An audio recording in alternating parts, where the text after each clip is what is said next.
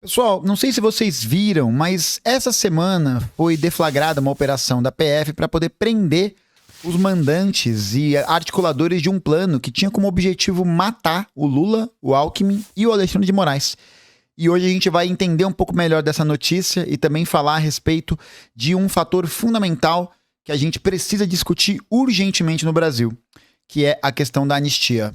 Vamos lá, agora sim. A Polícia Federal afirma que o general da reserva Mário Fernandes elaborou o plano em novembro de 2022, logo depois das eleições. Segundo a PF, os militares discutiram o plano na casa do general Braga Neto, que foi ministro da Casa Civil e da Defesa de Jair Bolsonaro e candidato a vice na chapa dele, derrotada nas urnas. A reunião foi em 12 de dezembro, 3 dias antes da data escolhida para os crimes. Mas meses antes, em julho, numa reunião ministerial, com a presença de Bolsonaro, o general Fernandes já falava em golpismo, dizendo adotar medidas alternativas, e fez referência ao golpe militar de 64. Realmente nós precisamos ter um prazo para que isso aconteça, e não para que eles raciocinem que é importante avaliar essa possibilidade, mas principalmente para que uma alternativa seja tomada, como o senhor mesmo disse, antes que aconteça. No momento em que acontecer, quem vai? É 64. Nossa, é 64 de novo? É uma junta de governo? É um governo militar? É um atraso de tudo que se avançou no país? Porque isso vai acontecer. O país vai ser todo desarticulado. E eu não estou falando dos nossos postos, não. Estou falando do país como um todo. Todo o planejamento estratégico. Os caras planejando o golpe, né? Tá aí. Bom, tem general da reserva, com a anuência do Braga Neto, e a presença também do Jair Messias. Vamos lá. A PF encontrou uma mensagem de áudio enviada pelo general Mário Fernandes no dia 8 de dezembro daquele ano ao tenente-coronel Mauro Cid, então ajudante de ordens de Bolsonaro. O general indica ter conversado pessoalmente com o então presidente Bolsonaro. Mário Fernandes diz: durante conversa que eu tive com o presidente, ele citou que o dia 12, pela diplomação do vagabundo, não seria uma restrição, que isso pode, que qualquer ação nossa pode acontecer até 31 de dezembro e tudo. Na hora eu disse, pô, presidente, mas o quanto antes a gente já perdeu tantas oportunidades. No dia 12 de dezembro, Lula foi diplomado presidente eleito em Brasília. Naquele mesmo dia, apoiadores radicais de Bolsonaro promoveram atos de vandalismo na capital. A PF diz que havia um verdadeiro planejamento com características terroristas. E que o plano dos golpistas dispõe de riqueza de detalhes, com indicações acerca do que seria necessário para sua execução, e até mesmo descrevendo a possibilidade da ocorrência de diversas mortes, inclusive de eventuais militares envolvidos. Vocês estão aí tirando sarro, né? Vocês estão aí tirando sarro falando de rinha de idoso. Vai, continua rindo, continua rindo. Ainda segundo a PF, foram consideradas diversas condições de assassinato do ministro Alexandre de Moraes, com uso de explosivo ou envenenamento em evento oficial público. Já para a execução do presidente Lula, os golpistas levantaram a possibilidade de utilização de envenenamento ou uso de químicos para causar um colapso orgânico, considerando sua vulnerabilidade de saúde e ida frequente a hospitais. Ainda segundo as investigações, os militares usavam codinomes para se referir aos alvos. O presidente Lula era o Jeca, Alckmin, o Joca. Ai, caralho. O ministro Alexandre de Moraes era chamado de professora. Seriedade aqui, pessoal. Seriedade aqui, galera. Seriedade. Tá? Seriedade. Presta atenção. Presta atenção. Presta atenção. Pô, muito bom, né? Jeca e Joca. Pô, como que pode, né? Que negócio incrível. Que bagulho incrível. De acordo com a PF, o general Mário Fernandes imprimiu o planejamento do punhal verde e amarelo no Palácio do Planalto e levou o documento para o Palácio da Alvorada, residência oficial da presidência. Parece os vilões do Esqueceram de Mim, né? Tem essa pegada, tem essa pegada. Mas assim, eu acho também que vale a pena a reflexão que é a seguinte. Eles se sentiram encorajados, se sentiram impunes para isso por uma razão. Se sentiram, mano, na liberdade de fazer essa pataquada por um motivo. Qual motivo? Qual motivo? Por que eles se sentem encorajados a isso? Eu tenho uma hipótese. No dia 15 de novembro de 2022, 6 militares participaram de ação que tinha como alvo Alexandre de Moraes. Para dificultar o rastreamento das atividades ilícitas, eles habilitaram linhas frias de telefonia móvel em nome de terceiros e criaram um grupo denominado Copa 2022. Cada integrante do grupo recebeu um codinome associado a países: Alemanha, Argentina, Áustria, Brasil, Japão e Gana. Cara, uma curiosidade. Eu não sei quanto ao caso de Gana. Não sei. Mas todos os outros países tiveram grandes expoentes da extrema-direita. Né? Fascismo japonês, integralismo. Aqui eu não preciso nem, né? Áustria e Alemanha sem comentários. E a Argentina, né? Muita gente bem progressista por lá. Né? Não sei porque Gana... Não sei, talvez... Será que Gana tem algum movimento fascista? Ou, vocês não vão acreditar. Eu abri assim, né? Joguei ali fascismo Gana no Google. Né? Porque acho que a primeira coisa que eu encontraria seria interessante. Aí eu achei uma página que tá escrito fascismo tropical. Fascismo tropical. Vem o que no fascismo tropical? Um guarda-chuvinha? No seu daiquiri de manga? Tá de sacanagem, né?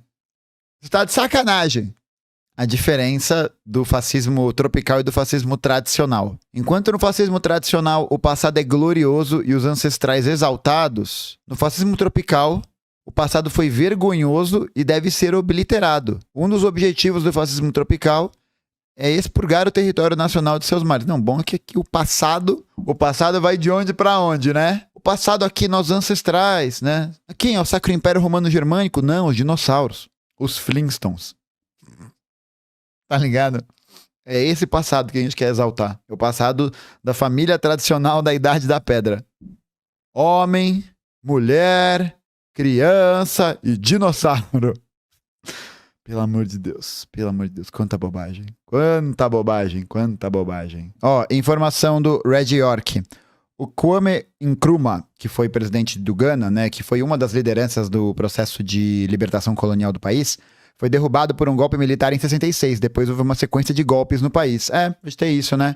Vários países vão contar com milícias e grupos de operação apoiados pelo Ocidente para poder desarticular os governos populares que foram eleitos naquela época, né? O Thomas Sankara, o Nkrumah, o Lumumba no Congo, né? Segundo a Polícia Federal, as mensagens demonstram que os investigados estavam em campo, divididos em locais específicos para, possivelmente, prender o ministro Alexandre de Moraes. Meteram 442 para prender o Xandão.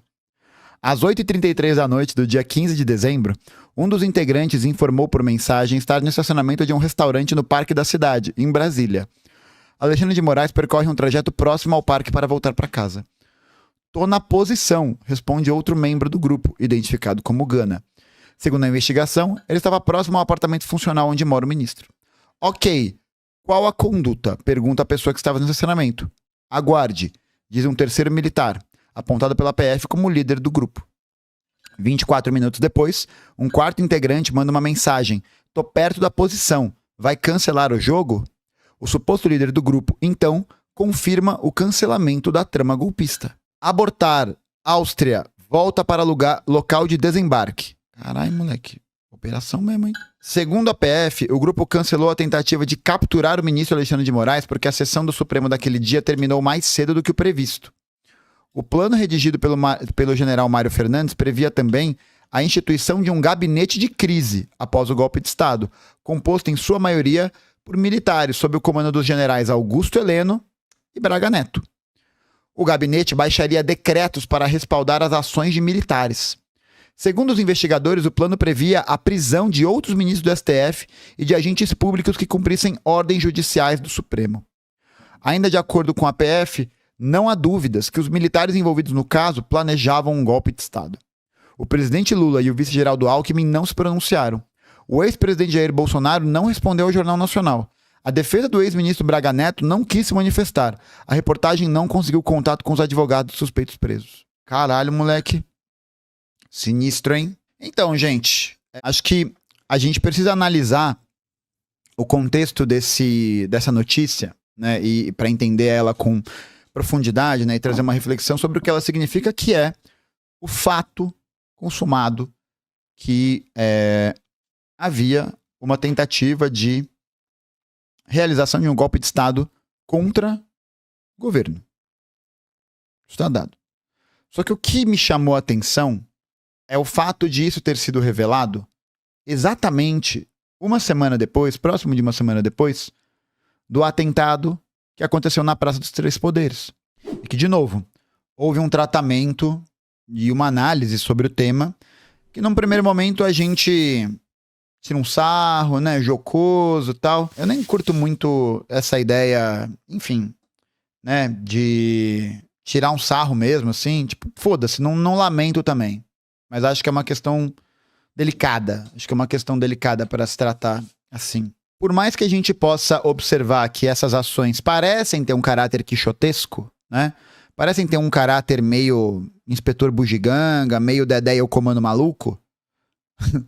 Acho que é importante a gente perceber o que existe em torno dessas ações e que faz com que elas se tornem possíveis e imagináveis e até num certo ponto à beira de serem executadas. Eu acho que é isso que está em jogo. É entender que eles realmente estavam tentando. E a gente não pode olhar para isso com um olhar de só uma piada, acabou, já era, né? Como se fosse uma mera quartelada, tá ligado? Como se fosse um movimento espontâneo, um negócio que veio do nada e que de repente começou a se organizar. Essas ações estão sendo organizadas por pessoas pertencentes ao alto comando. Inclusive, essa operação da PF, que visava prender esse batalhão de operações especiais do Exército, e essas lideranças que estavam tramando isso, esse mandato de prisão foi realizado 2 anos depois da realização dessas investigações. Ou seja, já se sabia que havia acontecido uma trama golpista em curso. Inclusive, estava conversando com um camarada sobre isso, que é o fato de que muitas movimentações têm sido realizadas nesse último período e que mostram o que circula essas operações. O que faz com que elas estejam acontecendo dessa maneira? Que é o ambiente da anistia. O ambiente da anistia que existe hoje é o que faz com que essas ações sejam possíveis, realizadas e que se sabe que nada vai acontecer. Que nada vai acontecer. E essas ações estão sendo perpetuadas por números. Tudo bem, a gente pode falar, né, do caso do Francisco, que cometeu aquele atentado na Praça dos Três Poderes. A gente pode falar que ele agiu mais sozinho, né? Que ele agiu com com um certo isolamento. Mas a gente viu outros movimentos e a gente viu outras ações ao longo dos últimos anos e que demonstram uma radicalização desse processo. Vocês lembram do cara que pegou um caminhão com gasolina e ia explodir o aeroporto de Brasília? Vocês lembram disso? Dessa notícia? Isso aconteceu. Isso aconteceu. Durante a diplomação do presidente Lula, lá em 2022, no dia que estava para ser realizado o atentado, os caras, os bolsonaristas, na porta, tocando terror. Então, assim, não é a primeira vez que isso acontece. Porque já nos anos 70, quando se pensou em fazer um processo de abertura do regime, né, da ditadura empresarial militar, seguido da lei da anistia, aprovada em 79, aconteceram muitas ações terroristas de extrema-direita. Talvez a mais famosa delas tenha sido o atentado à bomba no Rio Centro. E aí a bomba explodiu no colo do sargento e quase matou o capitão que estava no carro, mas os caras iam botar uma bomba num centro de convenções onde estava rolando um show da Elba Ramalho com 20 mil pessoas. Então essas ações não são ações que têm que ser vistas como meras coincidências, né? Ações isoladas, que não tem nada a ver uma coisa com a outra. Essas ações são provenientes de um ambiente em que há um processo de radicalização política à direita. Tanto naquele período, no final dos anos 70, tanto que você é de 79 a 82, 83, você tem vários, eu até anotei. O atentado na Associação Brasileira de Imprensa de 1976, o atentado também em 76 na Ordem dos Advogados do Brasil, o sequestro de Adriano Hipólito, que era um bispo de Nova Iguaçu, que era ligado à organização e movimentos populares. Então são várias ações que são arquitetadas, que estão sendo elaboradas para poder levar e encampar esse terror. E aí qual que é a questão? A memória sobre a ditadura empresarial militar brasileira foi brevemente revista, né? Ela foi brevemente explorada. Porque uma das condições para a abertura brasileira política vai se consolidar na frase do Geisel, né? Uma abertura lenta, gradual e segura. Para poder garantir que não haja nenhum tipo de radicalização da luta popular. E com isso vem a lei da anistia. A lei da anistia de 79, para quem não sabe, ela ficou conhecida como a lei da anistia ampla, geral e restrita. Então ela foi dedicada também para os agentes do Estado que cometeram crimes durante a ditadura militar, que torturaram pessoas, que assassinaram pessoas. Essa galera nunca foi punida, nunca foi julgada. Então, o que acontece é que você tem um acordo por cima das forças militares hegemônicas nas Forças Armadas, né, dos representantes de uma linha política hegemônica, de uma linha que prevê o partido fardado como um partido de contenção, né, de tutela da República, mas sem o processo de ajuizamento e de julgamento desses agentes, o porão da ditadura continuou ali, pulsante, vivo, né? Tanto que tem uma outra pessoa que foi processada pelo exército, chegou a passar por um julgamento, e depois o julgamento ficou secreto, que planejou um atentado à bomba também, que inclusive desenhou um croquis, desenhou um papel, num papel, como que seria o processo. Em 1986. Esse homem era Jair Messias Bolsonaro, que supostamente estava envolvido nisso, com o nomezinho dele no croquis. Então assim, gente, não são ações que têm que ser vistas descoladas do tempo, descoladas do nosso passado. Por isso que nesse momento, inclusive essas ações, elas são muito significativas, porque elas dão uma oportunidade derradeira para o governo Lula. Decisiva. Decisiva. Qual que é essa oportunidade? A oportunidade de punir os responsáveis. De não anistiar esses grupos. Essa é uma oportunidade derradeira. Derradeira. Derradeira. Se não for agora, pode esperar porque esse caldo vai entornar. Vai entornar. Vai entornar. Vai entornar. Porque esses setores da classe dominante continuam mobilizados. Eles continuam avançando. Porque para eles não tem pausa. Não tem contenção. Para eles é avançar. Até o ponto em que para eles não é mais interessante fazer essa tutela, essa mediação, e aí acontece uma coisa dessa. Essa é a questão. Essa é a questão. Se esses caras fossem um pouquinho mais organizados, um pouquinho mais organizados, e tivessem um pouquinho mais de força, a gente estava lascado. A gente estava lascado. E o juízo que eu faço a respeito desse processo, a respeito dessa oportunidade, era de que vai ser mais uma que vai passar. Porque o Lula falou esse ano, no dia de rememoração de 60 anos do golpe empresarial militar, que a ditadura é um tema do passado. De que o problema que gerou, que a questão da ditadura empresarial militar é um problema que ficou para trás, que não nos diz respeito, que já foi. E agora? Sabe? Será que a repetição desses eventos, que é isso, a gente está vendo os eventos se repetirem praticamente. A gente já viu onde isso vai dar. Já viu, né? Anistiar os responsáveis do Estado que perpetuaram esse tipo de conduta nos trouxe a esse lugar de novo. A continuidade da participação dos setores mais podres, mais reacionários, mais fascistizados do Exército. Que são quem? Braga Neto, Augusto Heleno, Bolsonaro e alguns que se fazem, né? Alguns que se fazem de técnicos, né? Vão tentar, talvez, colocar aquela ideia de militares preparados, né? Como Tarcísio de Freitas, mas que mantém o mesmo tipo de lógica e política, né?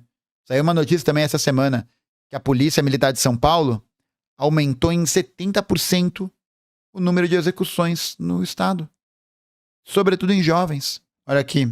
Polícia de São Paulo, sob Tarcísio, mata um adolescente a cada 9 dias. É um número que cresce cada vez mais. E claro, né? Uma prevalência de adolescentes pretos e periféricos. Mourão, enfim. A lista tá aí. A lista tá aí.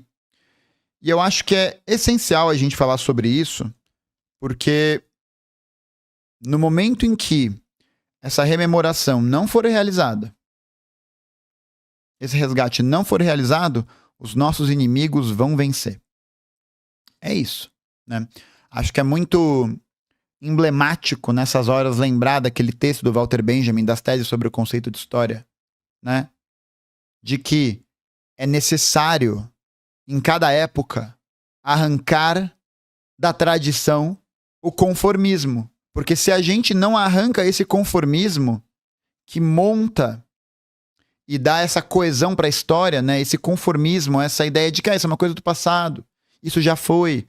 Ou o que eu acho que vai acontecer, que vai ser pegar alguns chaveiros, vão responsabilizar ou vão criar um holofote em cima de alguns para poder dizer que as instituições passaram de maneira idônea.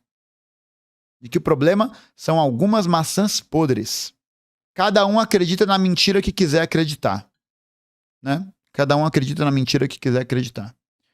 Então, tirar esse conformismo dessa tradição que a gente recebeu é fundamental para que a gente possa avançar e não permitir que esse tipo de coisa aconteça. Porque a gente tem que lembrar, esses setores servem, são relacionados com determinados grupos econômicos, grupos políticos que se beneficiariam disso. Isso não é segredo para ninguém, né? Não é segredo para ninguém. Assim como em 64 não foram só os militares que realizaram o processo do golpe, a gente teve o envolvimento da Globo, de empresa, dos Estados Unidos, de tudo isso. De todos esses fatores que se beneficiaram desse processo. São os nossos inimigos de classe. Então, o desafio ao governo está dado agora. Então, por mais que a gente possa achar engraçado, né? Meme, etc, né? Acho que faz parte, sei lá. Mas a gente tem que ver essa situação com muita seriedade. Com muita seriedade. E exigir a não anistia do governo Lula. Para que os gritos que foram entoados no dia 1º de janeiro de 2023 não se tornem palavras ao vento. Mas para que elas não se tornem palavras ao vento, a gente tem que se reaver com esse passado. Tem que se reaver com essa história. Isso mostra, né, a importância da luta pela memória. Isso mostra a importância dessa rememoração. Não é à toa, né, que uma das primeiras medidas que o Temer vai tomar lá em 2016, qual que é? O encerramento do trabalho da Comissão Nacional da Verdade, que foi instalada pela Dilma e visava averiguar os crimes cometidos pelos agentes do Estado durante a ditadura empresarial militar. A luta pela memória é uma luta pelo presente. E a gente não pode aceitar a anistia. Não pode. Porque isso vai significar mais uma derrota. Porque enquanto a gente pensa o que pode acontecer, se avança, se não avança, porque pode ser ruim, os inimigos estão assim. Passa o trator. Passa a boiada. Um vídeo quase como um apelo, né? Mas, dado o histórico, sinto que não me surpreenderei com o desfecho dessa história. Vamos ver, vamos ver.